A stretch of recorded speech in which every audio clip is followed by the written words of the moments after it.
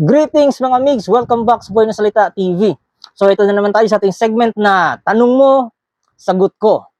Susubukan kong sagutin yung mga tanong with regards to spiritual teaching at saka esoteric matter. So kung bago ka pa lang sa channel na ito, please tulungan niyo ako lumago aking YouTube channel. Please paki-subscribe po, paki-like ng video. And don't forget to hit the notification bell para updated kayo sa ating mga future topics. So huwag natin patagalin. Magpatuloy na tayo.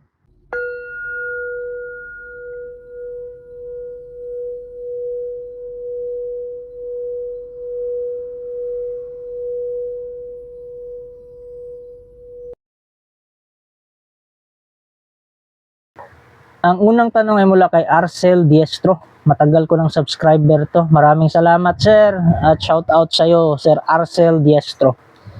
Tanong ko rin bro, kung ano ibig sabihin na lagi kong nakikita ang number 13. Minsan sa orasan at sa iba pang bagay. At masama ba ang number 13? Before 2017, salamat bro, Mig, sana masagot nyo. So, palagi niya nakikita around 2017 naganap. So, yun yung pagkakaintindi ko ha. So, ang number 13 po sa Chinese at saka sa Feng Shui, para sa kanila, hindi magandang na number. It's because pag 1 plus 3, inad mo yan sila, number 4. At saka yung salitang 4 sa wika ng Banyaga, ng Chinese ay magkatunog sa salita na ibig sabihin ay kamatayan. So, na-adapt ng ibang culture at ayun, naging number na siya ng failure, kamatayan at iba pang negative na ibig sabihin. Pero hindi ibig sabihin nun applicable yun sa lahat. Kasi maaring sa iba, yung number 13 ay maswerte, tulad ng ipinanganak ka sa number 13. So yan yung lucky number mo kasi dyan ka nabuhay sa numero na yan. So pag nalagi ka nakakita ng number kasi, dapat ano yan aware ka rin sa mga paligid mo o so kung anong iniisip mo nung mga oras na yon. Kasi pag pabalik-balik na yung number na nakikita mo, ibig sabihin message na yan ng mga guardian angel mo or mga spirit guides mo, o tinatawag natin na synchronicity na nanggaling sa universe. So sayang, kung natatandaan mo pa kung ano yung mga nangyari sa iyo noong 2017, masasagot mo yan. Kasi kung ako ang tatanungin mo, maraming kahulugan ng number 13 at ang majority o dominant ng kahulugan yan is failure talaga or kamatayan. Pero sa ibang side naman, merong nagsasabi na maswerte ang number 13. Kasi pag inad mo ang 1 at saka 3, ibig sabihin yan ay 4. So, ang 4 po ay balance na number. North, South, East, West. So, isa yan sa simbolo ng 4 cardinals of the world. So, marami talagang kahulugan. Naging masama lang o negative lang, hindi masama. Naging negative lang ang meaning ng number 13. It's because sa Chinese. Kasi ang number 4 sa kanila, magkasing tunog sa salita na ibig sabihin ay kamatayan. So, Arcel Diestro, ikaw po ang makakasagot niyan kasi ikaw naka-experience.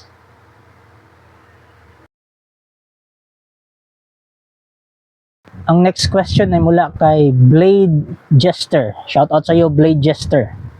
Mapagpalang araw po sa iyo, Bro Mix. Tanong ko lang po, yung binahagi mo poder at bakod galing sa Biblia, pwede po ba samahan yun ng dasal galing sa Santo Niñong Hubad at Haik Dona? Iba yung dasal para sa Santo Niñong Hubad. Kasi yung Santo Niñong Hubad, yung dasal nun is para lang sa yung amulet o yung bagay, yung estatwa, yung imahe. Doon mo yan dapat idasal. Yung dasal sa Santo Niñong Hubad at saka sa Haik Dona. Yung puder at bakod naman galing sa Biblia is para yan sa sarili mo. Bali, kung naniniwala ka sa pag-ihip, so doon mo yan iihip sa sarili mo. Hindi yan sa bagay.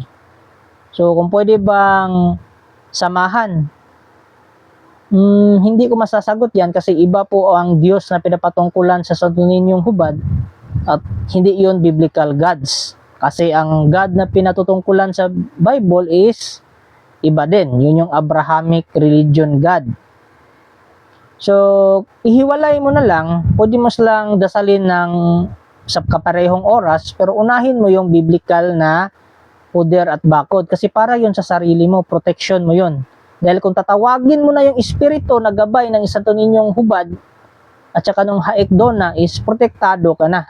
Hindi na mag-backfire sa'yo kasi meron ka ng puder at bakod na galing sa Biblia. Ang contradicting lang dyan is kung yung gabay ng Santo Ninyong hubad na orasyon at haekdona ay takot sa biblical na puder, hindi mo talaga yun matatawag. Hindi yun lalapit sa'yo. So, kung occult yung dasal mo, occult yung gamit mo tulad ng Santo Ninyong hubad at haekdona, so occult na lang o Pinoy occult na lang na puder at bakod ang gamitin mo. Huwag na yung biblical.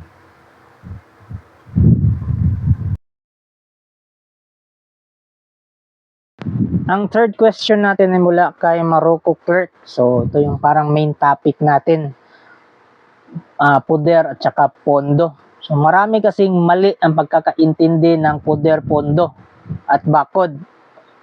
So, yung iba kasi masyado nang makatahang isip.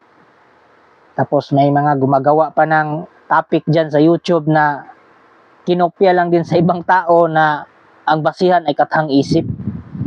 So, ipaliwanag natin ngayon ang pondo, puder at bakod. Check muna natin tong tanong ni Morocco Clerk. Magandang araw po, Migs. Tanong ko lang po, kapag nagdasal ng general round po na biblical, kahit hindi na po magpondo ng bigay mo, okay lang po ba yun ang pamundo ng general round? Salamat po. Sana masagot. So ganito po kasi, sa konsepto po ng Pinoy occult o pag-aanting o anumang term nila dyan, mga okultista, masyadong makatang isip yung sa kanila tapos hindi pa nila kayang ipaliwanag ng maayos at hindi nila kayang panindigan ng maayos. So, base sa pagtatanong-tanong natin na pagkalap ng impormasyon, ito talaga yung tunay na kahulugan ng pondo at puder. Ang puder po is yun po yung dasal na makikipag-connect ka o makikipag-kumpakto ka sa Diyos na gusto mong pag-alayan ng iyong buhay. So, yun yung puder, yung connection ninyo. At isa pang meaning sa puder ay yung Diyos na yun ang pinupuderan mo. Yun ang magbibigay ng protection sa'yo at yun ding Diyos na yun ang magbibigay ng kapangyarihan sa'yo. So, yan yung puder. Pinupuderan ka o binaback-upan ka ng iyong Diyos. So, para makamit mo yung puder, magdebosyon ka. Ang debosyon na yun ay ang pakikipagkumpakto sa iyong Diyos para ikaw ay mapudiran. So, yun na yung ibig sabihin ng puder. At ang pondo naman, ito yung ibig sabihin. Habang ikaw ay nagdidebosyon ng dasal para sa paghingi ng puder sa iyong Diyos, binibless ka o binabasbasan ka nila ng spiritual na lakas habang nagdarasal ko o sa tuwing nagdarasal ka.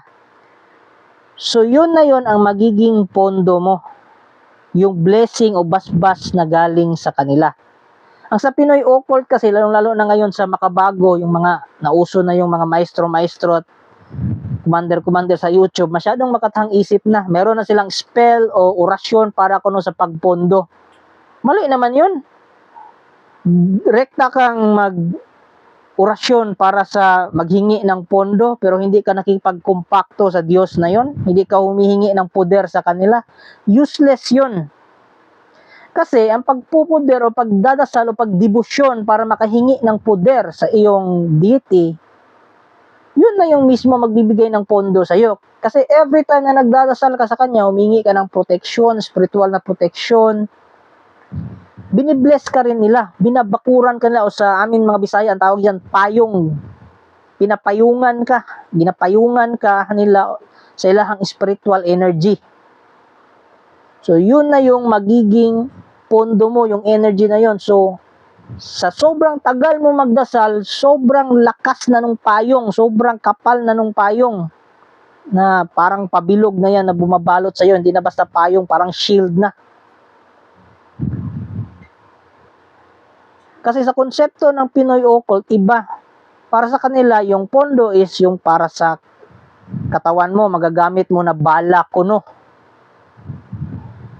Tapos ang puder sa kanila yung shield ng espiritu mo. Tapos meron pa silang bakod, which is yung parang fence mo, na parang bilog yan na naka-extended few meters away sa katawan mo. At meron pa silang balabal na parang bumabalot sa'yo na parang kumot na spiritual na enerhiya. So, ganyan sila kahina. Kasi ang dami pang sapaw-sapaw na mga kung ano-anong paniniwala. At saka ang daming sapaw-sapaw na nagsasapawan ng mga energy. Ang nangyayari doon, bumibigat na yung kanilang pamumuhay. Dahil sobrang bigat na ng kanilang tinatawagan ng mga iba't ibang espiritu. Pero sa ibang paniniwala na hindi ka worshiper, hindi ka sumasamba, o nagre-respeto ka lang, hindi mo sila sinasamba, nirespeto mo lang yung mga deity, iba yung pag-harness ng energy o ng pondo. Through meditation, may mga ganon.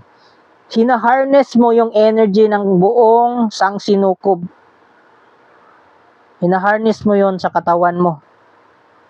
At yung energy na yon, kinakandado mo gamit ang grounding. Nakaapak ka sa lupa na nakapaa. Para konektado ka sa mundo at yung kalawakan.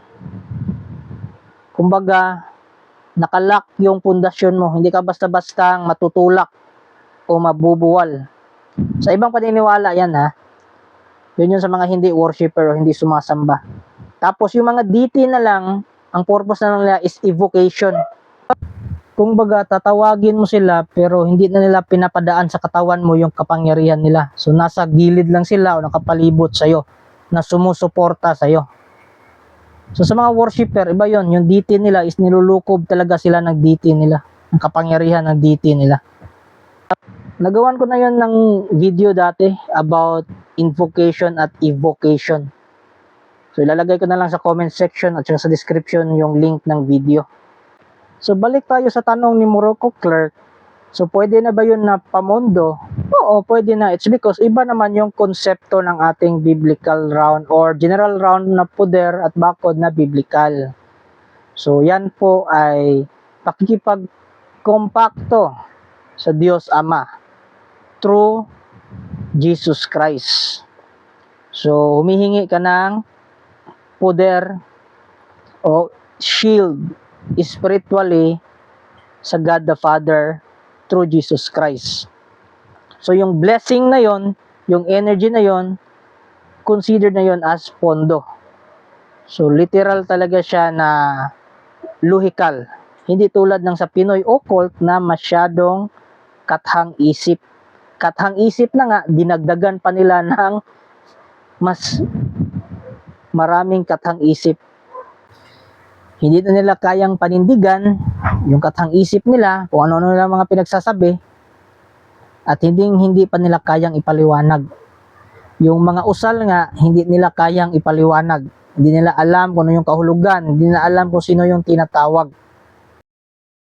So ayun mga migs, kung kayo po ay may karagdagang mga tanong, hindi kaya meron kayong follow-up na sagot, so i-message nyo lang ako sa aking FB page na Buhay na Salita TV o di kaya i-comment nyo lang dyan sa comment section. And kita-kits po tayo on the next topic. Yun na po.